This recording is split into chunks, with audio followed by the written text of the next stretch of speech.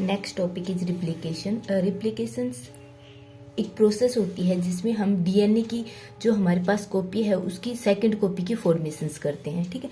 That is the process of replications. और जो रिप्लिकेशंस process है उसमें जो नेचर है रिप्लिकेशंस का that is semi conservative and this nature is given by Watson and Crick.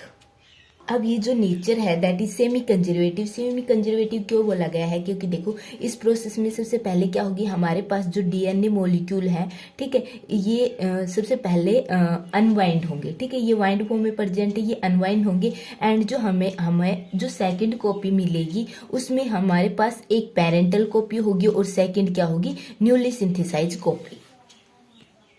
So this nature is semi conservative nature. Next आता है कि जो मैकेनिज्म होता है डीएनए रिप्लिकेशंस का वो क्या होता है। सबसे पहले हमारे पास क्या होगी, एक डीएनए मॉलिक्यूल होगा, ठीक है, that is in helical arrange, उसकी अनवाइंडिंग होगी एंड देन जो हमारे न्यू न्यूक्लियोटाइड्स हैं, ठीक है, वो अटैच होना स्टार्ट करेंगे और एक न्यू स्टैंड की फॉर्मेशंस करेंगे। अब जो हमारा न्यू स्टैंड होगा, ठीक है, एक हमारे पास क्या है, पेरेंटल है, पेरेंटल डीएनए जो स्टैंड है उसके मीन्स उसके कॉम्प्लीमेंट्री चेन की फॉर्मेशंस हो जाएगी। That is semi conservative nature. Okay, सबसे पहले हमारे पास क्या होनी चाहिए, मीन्स जो मैकेनिज्म होता है डीएनए रेप्लिकेशंस का दैट इज कि सबसे पहले एक्टिवेशन ऑफ डीऑक्सीराइबो न्यूक्लियोटाइड्स। जो हमारा न्यूक्लियस है उसमें जो डीऑक्सीराइबो न्यूक्लियोटाइड है, ठीक है, ये किस फॉर्म में प्रेजेंट है, that is in AMP, GMP, CMP and TMP.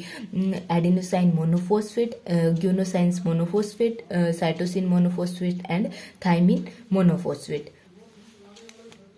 इन सभी मॉलिक्यूल्स का क्या होगा, एक्टिवेशंस होगा और ये एक्टिवेटेड फॉर्म किसकी द्वारा होगा, एटीपी के द्वारा इनका एक्टिवेशंस होगा और ये किस में कन्वर्जन हो जाएगा, एटीपी में, जीटीपी में, सीटीपी एंड टीटीपी। मीन्स ये adenosine triphosphate, guanosine triphosphate, cytosine triphosphate and thymine triphosphate. और इस एक्टिवेशंस के लिए जो रिक्वायरमेंट है एक एंजाइम की दैट इज फोस्फोहाइलेज एंजाइम एंड इस प्रोसेस को क्या बोलते हैं, फोस्फोहाइलेशंस प्रोसेस। कि हमारा जो मोनोफॉस्फेट है, कोई भी न्यूक्लियोटाइड मोनोफॉस्फेट है उसको ट्राइफॉस्फेट में कन्वर्ट करने के लिए जो एंजाइम रिक्वायर है दैट इज फोस्फोहाइलेज एंड इस प्रोसेस को क्या बोलते हैं, फोस्फोहाइलेशंस प्रोसेस, ठीक है। अब सेकंड है हमारे पास जो सेकंड स्टेप आएगी that is recognisation of initiation point. देखो रिकॉग्नाइजेशन ऑफ इनिशिएशन पॉइंट, हमारे पास जो डीएनए मॉलिक्यूल है, अब हमारी जो हेलिकल स्ट्रक्चर है उसको हमारी इजी वे में अंडरस्टैंड करने के लिए हम उसको सिंपल इस प्रकार के स्टैंड मान लेते हैं, ठीक है। अब हमारा इस पॉइंट पे हमको ये देखना है कि जो हमारी डीएनए रिप्लिकेशंस की जो प्रोसेस होगी उसका इनिशिएशन पॉइंट क्या होगा। सबसे पहले हमारी जो मॉलिक्यूल है यहाँ पे जो बॉन्डिंग प्रेजेंट है, डबल और ट्रिपल बॉन्डिंग, एटी के बीच में डबल और जीसी के बीच में ट्रिपल बॉन्डिंग, ये अनवाइंड होना स्टार्ट करेगा एक पॉइंट से, ठीक है। अब ये जो पॉइंट होगा वो कौन सा होगा, वो पॉइंट होगा जहाँ पर जब ए और double Bond tea bond reach होंगे उस पॉइंट से सेपरेट होना स्टार्ट करेगा। क्यों? क्योंकि डबल बॉन्ड को ब्रेक करने के लिए कम एनर्जी की रिक्वायरमेंट होती है और सो जहाँ पे एटी रीच रीजन होगा वहाँ से इनिशिएशन पॉइंट स्टार्ट होगा और जहाँ पे जी और सी के बीच में ट्रिपल बॉन्ड होते हैं इसलिए यहाँ पे इनिशिएशन पॉइंट नहीं होता क्योंकि इसमें ज़्यादा एनर्जी की रिक्वायरमेंट होती है, ठीक है। अब जो हमारे प्रोकैरियोट्स होते हैं वहाँ पे ओनली एक ओरिजिन हो।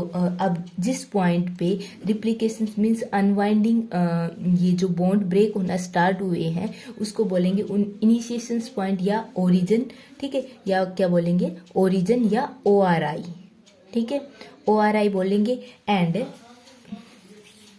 प्रोकैरियोट सेल में जो इनिशिएशन पॉइंट होते हैं ओनली वन होते हैं, बट यूकैरियोटिक सेल्स में देखो डीएनए का जो साइज होता है यूकैरियोटिक सेल में लार्ज होता है, सो यहाँ पे more than one initiation point हो सकते हैं। अब जो हमारा इनिशिएशन पॉइंट है उसकी दोनों तरफ मीन्स यहाँ से हमारी अनवाइंडिंग होनी स्टार्ट हुई, ठीक है, बॉन्ड ब्रेक होनी स्टार्ट हुई। अब ये प्रोसीड्स होंगी इन बोथ डायरेक्शन और ये जो फॉर्म हो रहा है इसको बोलेंगे रिप्लिकेशन बबल। थर्ड जो पॉइंट है that is unwinding of DNA molecules. अब जो हमारा डीएनए मॉलिक्यूल है वो अनवाइंड होना स्टार्ट करेगा, ठीक है। अनवाइंडिंग के लिए यहाँ पे एक एंजाइम की रिक्वायरमेंट होती है that is helicase enzyme. And helicase enzyme जो टाइप है इसमें जो वर्क करता है दैट इज टोपोआइसोमरेज, ठीक है। मीन्स डीएनए मॉलिक्यूल की जो स्ट्रैंड है उसको अनवाइंड करने के लिए, ओपन करने के लिए हमें टोपोआइसोमरेज एंजाइम की रिक्वायरमेंट होती है। देखो जो टोपोआइसोमरेज एंजाइम होते हैं, यहाँ पे एक प्रॉब्लम अराइज हुई कि जो हमारी देखो हेलिकल स्ट्रक्चर होता है, ठीक है। अब इसको अनवाइंड करेंगे, ठीक है, तो यहाँ पे एक प्रॉब्लम अराइज होती है कि यदि हम फोर्स रिलाइव कर देते हैं तो जो हमारी अनवाइंडिंग जो क्वाइल हुई है वो दोबारा क्वाइल हो जाएगी, ठीक है। इस प्रॉब्लम को टोपोआइसोमरेज ने सोल्व किया। यदि हमारी यहाँ पे एक कट लगा देता है, ठीक है, पहले स्टैंड में कट लगाएगा और जो टेंशन होगी स्टैंड में उसको रिलाइव करेगा एंड देन उसको क्या करेगा, रिज्वाइन करेगा, ठीक है। एंड जो अब नेक्स्ट जो रिप्लिकेशन फॉर्क की फॉर्मेशंस होगी और that replication fork is Y shape structure, ठीक है। उससे नेक्स्ट आएगा हमारा फॉर्मेशंस ऑफ आरएनए प्राइमर। देखो ये हमारी स्टैंड है, ठीक है, हमारा डीएनए मॉलिक्यूल है, इसकी ओपनिंग हो गई और वाई शेप की स्ट्रक्चर हो गया हमारा, ठीक है। अब हमारा जो एंजाइम मीन्स जो डीएनए रिप्लिकेशन होता है उसमें एंजाइम का रोल होता है। एंजाइम फंक्शंस परफॉर्म करते हैं। सबसे पहले हमारा हेलिकेज एंजाइम आया, हेलिकेज एंजाइम में टोपोआइसोमरेज आया, ठीक है।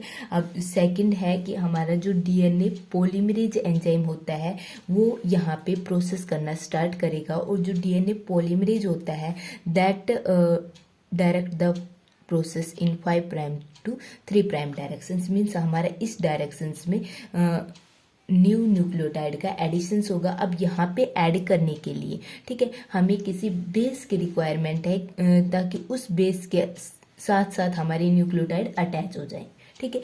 इसलिए यहाँ पे आरएनए प्राइमर की फॉर्मेशंस हो रही है, ठीक है।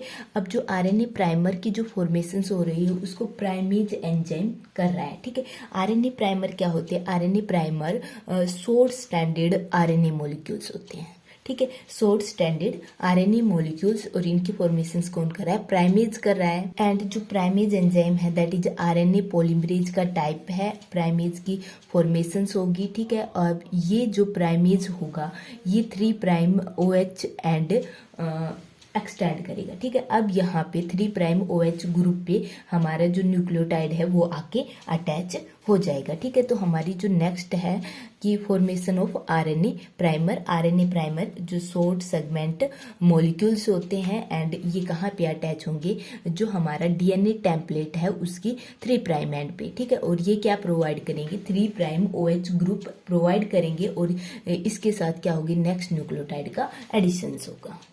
नेक्स्ट स्टेप है कि formation of new DNA chain. देखो हमारे पास प्राइमर की फॉर्मेशन हो गई है। अब ये जो प्राइमर है वो कहाँ पे ऐड होगा, that is in this palace. देखो ये हमारे पास वाई शेप की फॉर्मेशन हो रही थी, ठीक है। अब हमारे जो आरएनए प्राइमर है वो 3 प्राइम OH ग्रुप प्रोवाइड करेगा और 3 प्राइम OH ग्रुप के साथ हमारी जो न्यूक्लियोटाइड आएंगे वो अटैच होते जाएंगे, ठीक है। अब हमें क्या मिल गया, एक बेस मिल गया, इसके साथ अटैच होते जाएंगे हमारे न्यूक्लियोटाइड, ठीक है।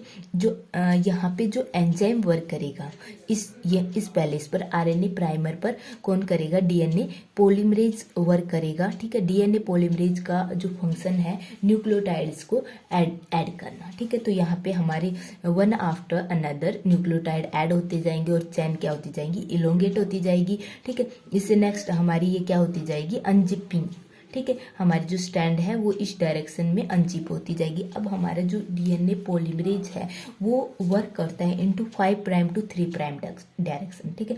हमारी एक स्टैंड ये है, ठीक है, ये हमारा वर्क सही हो गया कि 5 प्राइम टू 3 प्राइम डायरेक्शन इसको मिल गई, ठीक है। बट जो सेकेंड स्टैंड है क्योंकि एंटी पैरेलल होती है, ये 3 प्राइम टू 5 प्राइम है। अब यहाँ पे जो फॉर्मेशन होगी बॉन्ड की वो किस प्रकार से होगी, देखो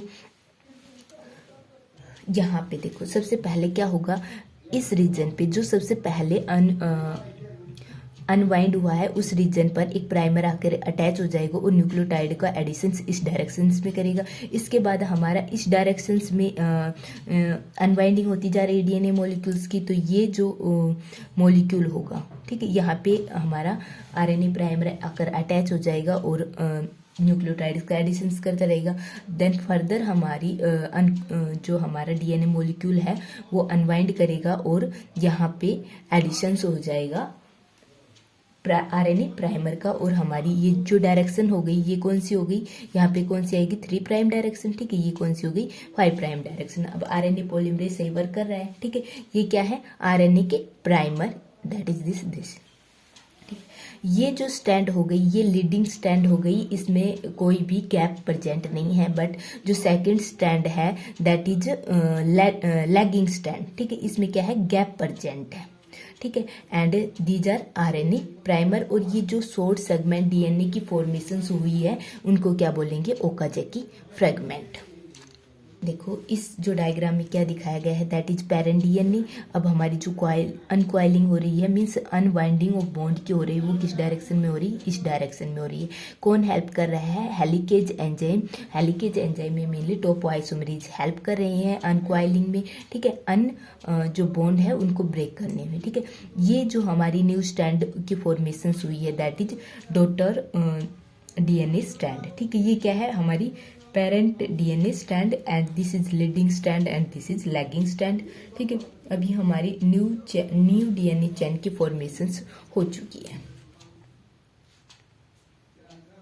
इससे नेक्स्ट क्या आएगी, जो हमारी ये प्राइमर है ये आरएनए के हैं, ठीक है, इनका क्या होगा रिमूवल होगा। And next step is removal of RNA primer. अब जो हमारे आरएनए प्राइमर है उनका रिमूव होगा फ्रॉम 5 प्राइम एंड 1 by 1, ठीक है। एंड यहाँ पे कौन सा एंजाइम वर्क कर रहा है that is exonuclease activity of DNA polymerase. DNA polymerase है उसके पास कौन सी एक्टिविटी है, एक्सोन्यूक्लियेज एक्टिविटी है। ये एक्सोन्यूक्लियेज एक्टिविटी यहाँ पे फंक्शंस कर रही है, ठीक है। अब हमारी जो डीएनए चेन के ये प्राइमर हट जाएंगे, ठीक है, और यहाँ पे न्यूक्लियोटाइड ऐड हो जाएंगी और ये फंक्शंस कौन करेगा डीएनए पॉलीमरेज करेगा, ठीक है। अब ये जो हमारी न्यू स्टैंड की फॉर्मेशंस हो गई ये हमारे न्यू डीएनए की फॉर्मेशंस हो चुकी है, ठीक है। अब नेक्स्ट स्टेप आती है that is proof reading and DNA repair. देखो यदि हमारा कुछ गड़बड़ हो जाती है डीएनए बेस पेयरिंग में, ठीक है, इसके लिए प्रूफ रीडिंग की जाती है कि कोई न्यूक्लियोटाइड रोंग बेस पेयर की फॉर्मेशंस तो नहीं कर रहा है, ठीक है। अब जो रोंगली इंट्रोड्यूस बेस पेयर वो रिमूव कर दिए जाते हैं by the activity of DNA polymerase. DNA polymerase के पास क्या है एक्सोन्यूक्लियेज की एक्टिविटी है, जहाँ पे भी रोंग बेस पेयर अटैच होगा वहाँ से कट करेगा उसको और वहाँ पे राइट बेस पेयर को ज्वाइन करेगा। एंड इफ यदि जो बेस पेयरिंग हो रही है, ठीक है, wrong base pair enter into the helix of DNA by mutations. Mutations क्या होती है कि कोई भी एक्सटर्नल फैक्टर यदि डीएनए को अफेक्ट कर रहा है जैसे यूवी रे है, ठीक है, और वहाँ पे म्यूटेशंस अराइज कर रही है, ठीक है, और ये हमारे डीएनए हेलिक्स में एंटर हो रही है, ठीक है। तो यहाँ पे जो म्यूटेशंस अराइज हो रही हैं उसको भी क्या किया जाता है रिमूव किया जाता है। एंड इसको कौन रिमूव करेगा, रिपेयर एंजाइम रिमूव करेगा, ठीक है। एंड ये जो रिपेयर एंजाइम होते हैं कौन से होते हैं न्यूक्लियेज, ये कट करते हैं जो रोंग बेस पेयर है उस सेगमेंट को और वहाँ पे न्यू बेस पेयर ऐड कर देते हैं जो क्या होते हैं करेक्ट होते हैं, ठीक है। और एडिशंस के लिए कौन से एंजाइम की रिक्वायरमेंट होती है, लाइगेज एंजाइम की रिक्वायरमेंट होती है, ठीक। देखो यहाँ पे जो डिफेक्ट अराइज हो रहा है यहाँ पे थायमिन का डाइमर की फॉर्मेशन हो रही है, ठीक है। तो हमारे यहाँ पे कौन सा एंजाइम वर्क करेगा, न्यूक्लियेज एंजाइम वर्क करेगा और यहाँ से क्या करेगा कट करेगा न्यूक्लियोटाइड इस पूरे सेगमेंट्स को, ठीक है। एंड देन लाइगेज क्या करेगा, जो राइट सेगमेंट होगा उसको क्या कर देगा यहाँ पे अटैच कर देगा। ठीक है।